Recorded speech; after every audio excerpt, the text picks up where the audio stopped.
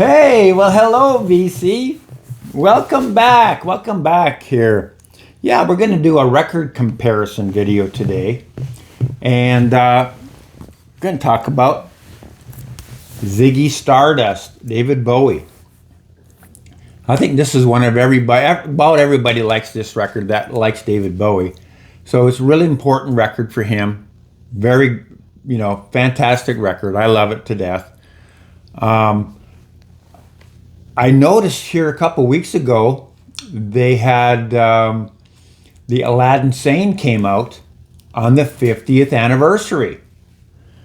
And then I noticed, well, this one's out too on the 50th anniversary. So I've already been about a year late on the David Bowie record. So I picked up both of them, and I'm going to do a video on each one. So for today now, let's talk about the differences in the packaging. The 75th anniversary is just on a single cover, paper sleeve, and it's 140 gram vinyl. The 40th is a gatefold record, 180 grams.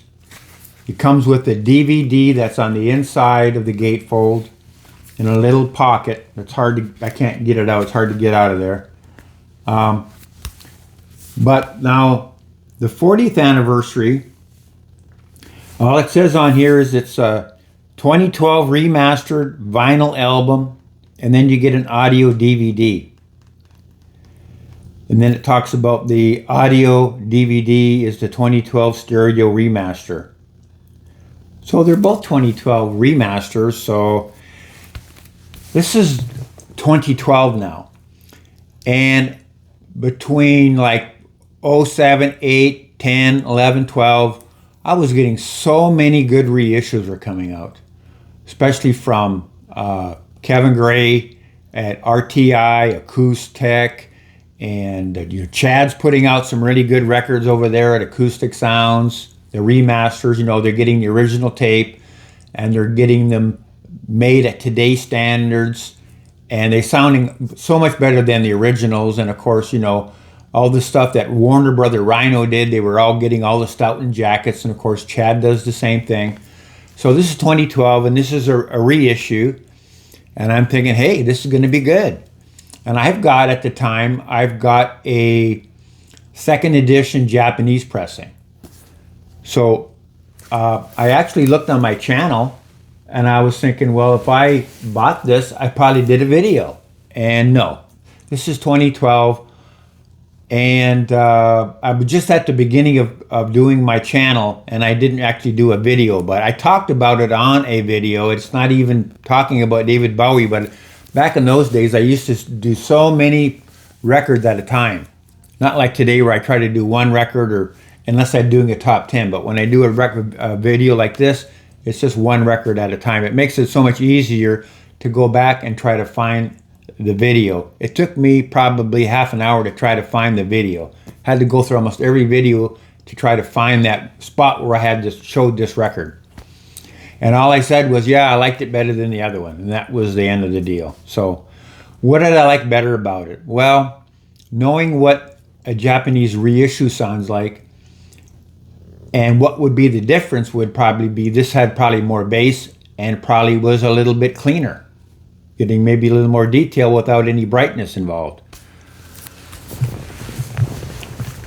Okay, so why did I get this, Ron, folks, right? Why did I buy this? Well, it says right on here, half speed master. Oh, I love that. I'm an old school guy. I like half speed master.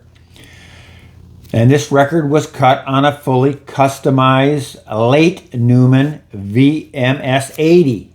Yeah, those are the good kind. Just ask Kevin Gray. Sterling sound. And it was fully recapped with fully recapped electronics. Well, now they're getting audiophile. They're putting all the good caps in there. And it's from a 192 kilohertz restored master of the original master. So hey, hang on, we got a little bit of double speak going in here. Why do they need a restored master of the original master? Because I know if Kevin Gray was getting this, I mean, if Chad was making the record, he'd do it the same way that RCA did it back in '72. Get the tape, give it to Kevin, make a record. Of course, Chad would make it nicer. He'd put it on a Stoughton jacket and be all shiny and beautiful, and it'd sound amazing. Wouldn't that be nice? But this is the way they do it in Europe. This is what they're doing. So it's too bad that they haven't learned from MoFi.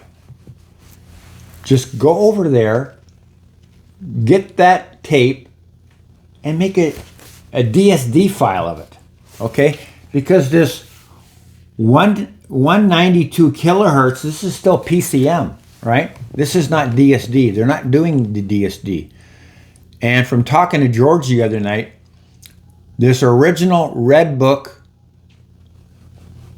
is a completely different process from SACD. It's not even in the same zip code. The process is completely different. This is why the SACD or the DSD, that's why they sound good. Because it's a good format. But they're still not doing that yet with this record. Okay, so the other day I put this one on, listened to one song, and then I said, okay, I'll compare it. I'll put this one on. I put the same song on, and I'm listening to it, and I'm thinking, yeah, I'm hearing some half-speed mastering on this record. My bias is letting me know that this one's better, right? Because that's what I'm doing. Obviously, I can't listen to it properly because I'm not doing a blind test. And I've got all this, recapped electronics and half-speed master, Newman lathe. This has got to be better. And I'm listening, and I'm hearing more detail in it. I'm hearing, because I've listened to this record how many times, folks, but not lately. I haven't listened to it for probably, it's been a good couple of years on my stereo. I listened to it in my car more, of course, but I haven't pulled the record out and listened to it. So I'm listening to it and I'm going, I think I hear some more information, especially on the top. Some of these things that I'm listening to, and the more I listen down the road, I'm going, sounds kind of digital sounding, yeah. Remember, CD is not bad, folks. The CDs they make today, they sound pretty good. It's not like those 85 CDs. I said, they sound. But then I'm hearing digital. I'm saying, you can really tell the digital on this. So maybe I don't like it so much. Yeah, maybe, Ron, I don't like this so much. So we went back to this record, right? We went back to the 40th anniversary. And we put on Lady Stardust. So I did the half-speed master. I listened to Lady Stardust. And then I put the 40th on, and I could hear, listen to the lower register of the piano. I can hear all that bottom end a lot. It's on this record, right? It's not on the 50th anniversary. The 40th sounds a lot better.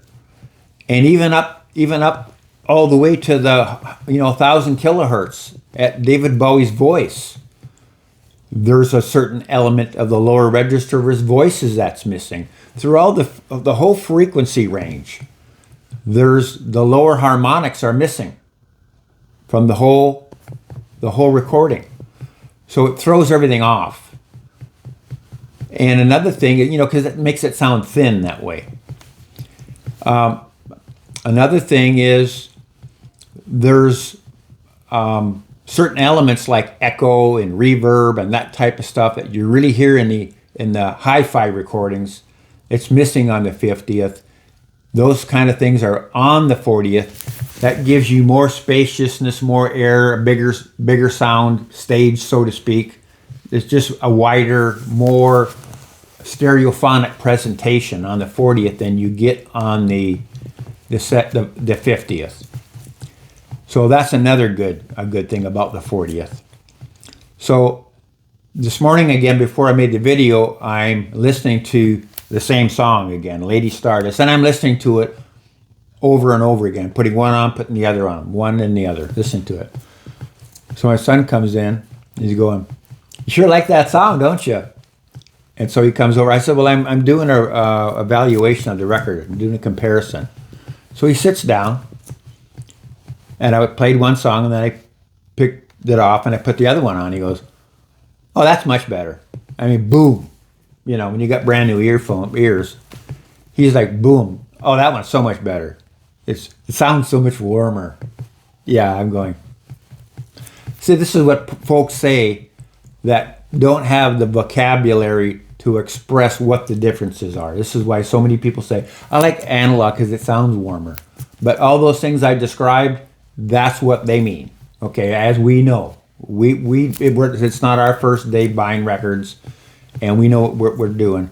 This is what they're talking about. And even though this one's a digital, this one's not. They didn't do a good job on this. Now, if you don't have any David Bowie records and you just have this and you put it on, you're going to say, "Yeah, it sounds good." Because what are you comparing it to? Now, I'm not comparing it to the original pressing. I do have the Diamond Dogs original press. I have a Japanese first press, and I have the remaster that came out here. Another thing about the 40th, right, which is very cool now, this is good information. Mike Esposito over at the In Groove, he talked about this record here a few years back, and he said the current edition that is currently out, that we don't have any hype stickers, it's not, you know, it's just the regular the current digital pressing of it, is they're using the 40th stampers to make the records. And he says they all sound really good, like this record. So that's good to know. If you don't have the record and you're looking for a really good sounding one, just get the one, don't get the 50th. I don't think you'll be able to find the 40th. Those are probably kind of expensive, but if you find one without any hype stickers on it, there's just the current one, that's the one to get. Another thing that was pretty interesting was, like I said, I was looking around. I was going around to the various sites trying to get the records. And, you know, I would buy those two and maybe another, and they'd say, "You need to spend $10 more to get free shipping." And I never could make up my mind what I wanted to get. So finally, I was going to order some vitamins the other day, and I said, "I wonder if they got records on Amazon." And sure enough, they had both of them. But I'm thinking, you know, their packaging over there is not the best. I've had some issues. Well, I don't remember which record it was. They both came packaged differently. One of them came in this box. Yeah, look at how, what is this? This is, it's even got the little smiley face on it, the big Amazon. And what's inside here? Another box. They're double boxing the record. And this mailer's good enough to send by itself. This mailer's better than a lot of the ones that the eBay sellers use. Never mind all this stuff. Yeah.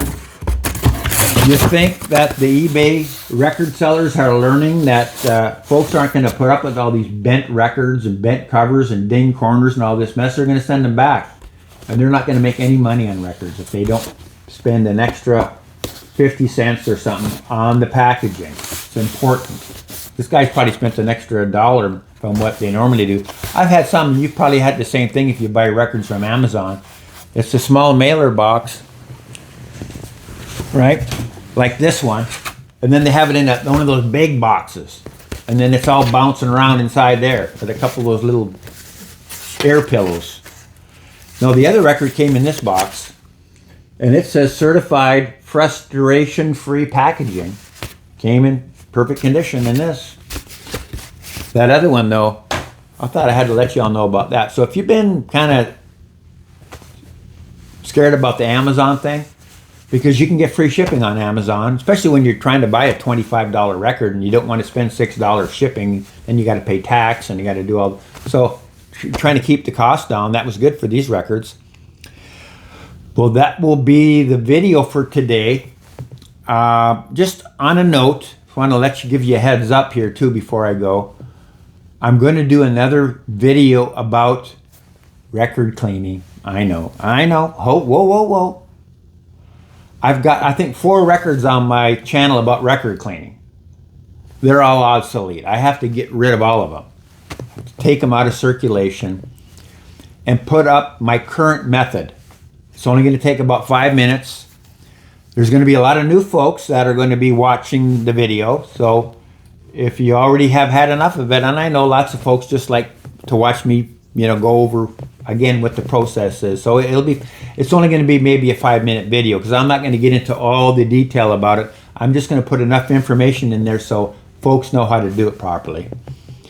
And I noticed on Sunday, I was uploading that video that I did about the top 10 American bands, and I noticed that I was at 5.99K subscribers. I said, man, I can only just be a couple subscribers away from 6,000. I've been stuck at 5,000 for, 8 years because I haven't worked on my channel very much. So now that I've been putting out a lot more videos, the subscriptions are going a lot faster. They're getting up there a lot better. So I finally made it to 6K. Thanks to all you folks out there that have subscribed to the channel. I thank everybody. That means a lot to me, I'm trying to catch up to some folks that I was way ahead of a few years ago. Now they've all passed me. Now I don't expect to be a super channel, but I just want to be respectable amount of subscribers, right? And don't forget to like the video. And thanks again for you folks subscribing. It means a lot to me. Hopefully we can get a lot of chat going on about these records. If you've got them, what your impressions were, because I'm kind of late to the game on this one, but I thought it would be interesting to talk about. I like doing these types of videos. And bye for now.